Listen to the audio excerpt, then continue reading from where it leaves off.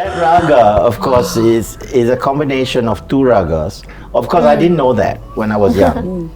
It's only now, later, with my research and going back to that original impact that song had. And Brindavana Saranga is a North Indian raga, but it is used in South India. So it has that the sharps and flats within the raga system. Gives it that almost magical lilting thing, and it sits well with the subject matter. Rangapura Vihara is dedicated to Lord Vishnu, particularly in the form that he is lying on the snake. So you've got the Milky Way, right? And when you hear that song, you can imagine the Milky Way, that he's lying on that snake. So the snake symbolizes that was my main thing. Later on, I thought I have to dance to this, And today my students perform this as well, and I've taught it, and I love singing that song for my students when I'm teaching them. But you see the importance in the curve in the music. The curve in the music is what makes you dance. I think when I said that my interest was really in the music, first I wanted to be a singer, and then later discovered that it was to do with the dance as well. And that's why when I teach my students, whether it's Bharatanatyam or Odissi, I sing myself. I have to learn how to sing it. Throughout my whole career in Indian dance, I would learn the music first, and then and I was lucky. All my gurus were musicians, so I would learn the music first, then get my gurus to teach me the dance, and that remains. I think the music is so essential. Yeah. Did they also? It is the gist of the dance form. Did they also from that time already say if you want to do something, you have to learn how to sing it first? Yeah. They have that. Yeah. That compulsory requirement as well. Yeah. Because without the music, you're lost. The first verse. Let's say, for instance, just to give you an example, you can do it straight. Ranga. That's just the first couple of notes. Ranga. Ranga Pura. So the way the music can be manipulated in so many as a dancer, curves. you will know what to do. That is to do with your ability to express that music. Wave, Interesting. So that's where my interest, as I said, started with music. I wanted to I thought I was going to be a singer. But tell me, when you have your young proteges now, do you share with them the knowledge that they have to understand the music? All my students now are compulsory to do music. Wonderful. So they come to dance classes. We've got a music teacher there. Thank you. Yes. And they should be able to. Yeah, we've got music teachers there, and I said to them, "You're not going to get far unless you know the music." And all of them can sing, and they're not as advanced in their knowledge, but at least they can get up there, and while they're practicing, they're singing the song. Yeah, yes. And they can correct the musician if the musician goes off tempo. Oh, because they know it well, no? The musician go off tempo and they are looking around. Most important, I think, is that it gets into their system. And also to help when the musicians don't have to chase them, no? In the Abhinaya, for instance, in the Padams, when you're dealing with subject matter of love or the lack of it or the betrayal of it, and this is where the music is just, look, if you can't sing those padams, don't even attempt to perform it. So my favorite is in the Raga Shruti. Here the Naika Shruti.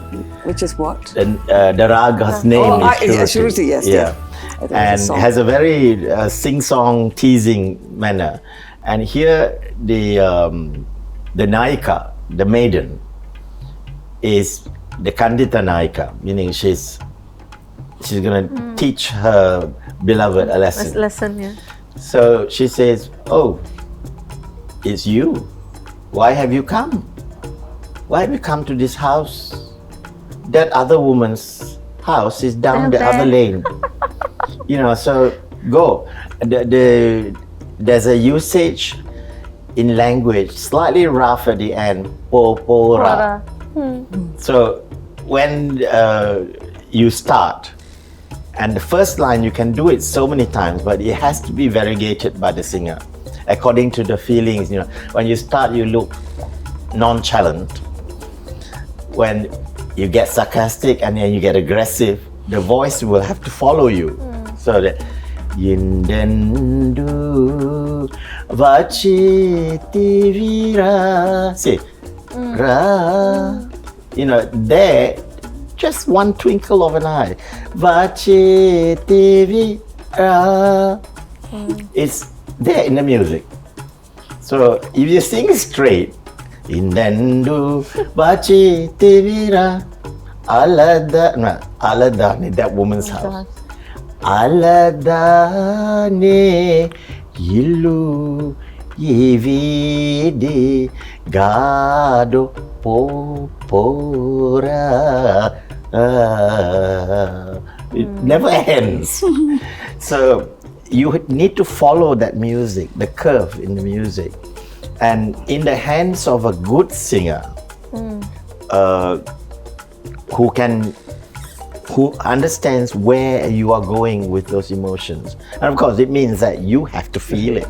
So it's actually a symbiosis between the dancers. Yeah. You got it in your body. You gotta have it in your body. It's like you got words in your body. The music and the dancer have to merge somewhere. I see a similarity between the Balinese dancer and the musician. You took Balinese. You remember the Balinese dancers must know the music inside out, and the musician are perpetually watching, especially in the drama. If she moves fast, he's going to go prap prap, But there's also in Balinese saying, for people who don't understand Balinese music, they probably will not pick it up. But say, when the teacher is teaching you, they actually imitate the sound.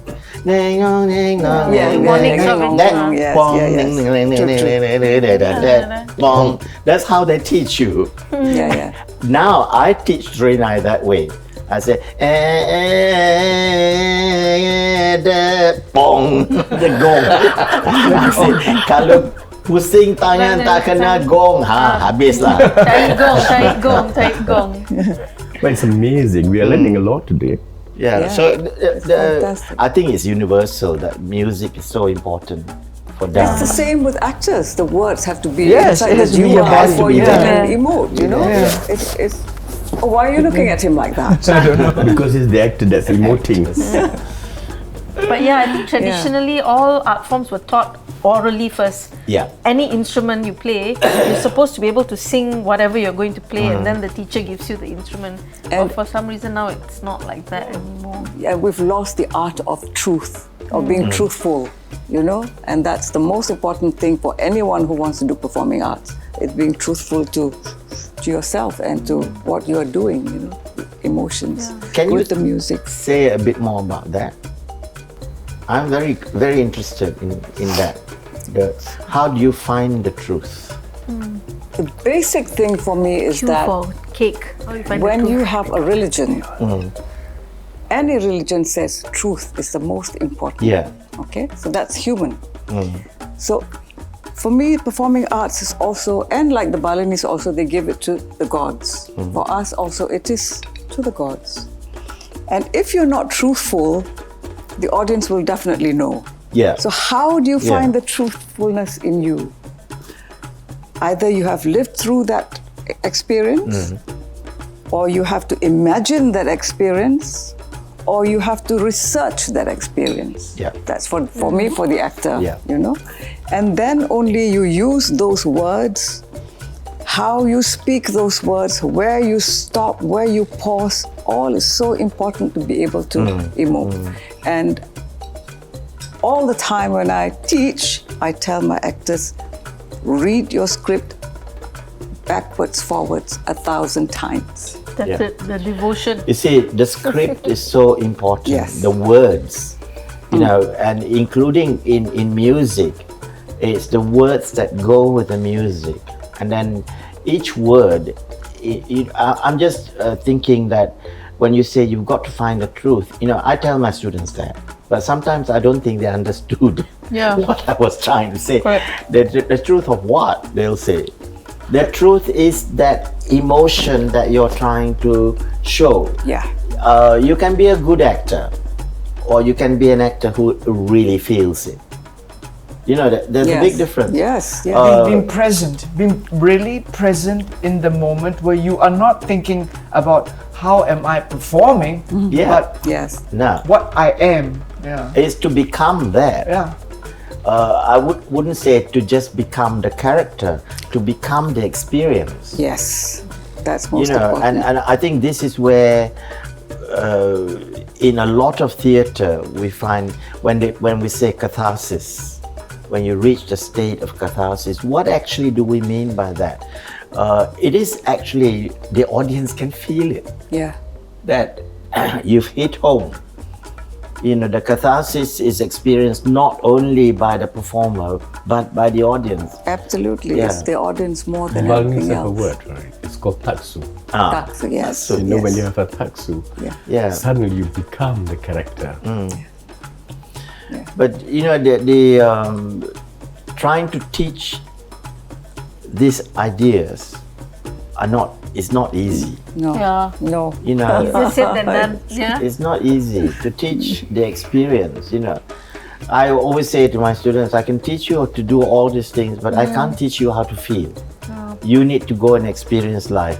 So it's no good teaching a padam where the maiden portrayed is a full-grown adult who has tasted love and is now angry with her beloved, to a 14-year-old. They won't understand it, and they get embarrassed. They get embarrassed. Yes, true. Naive, I think it's still there.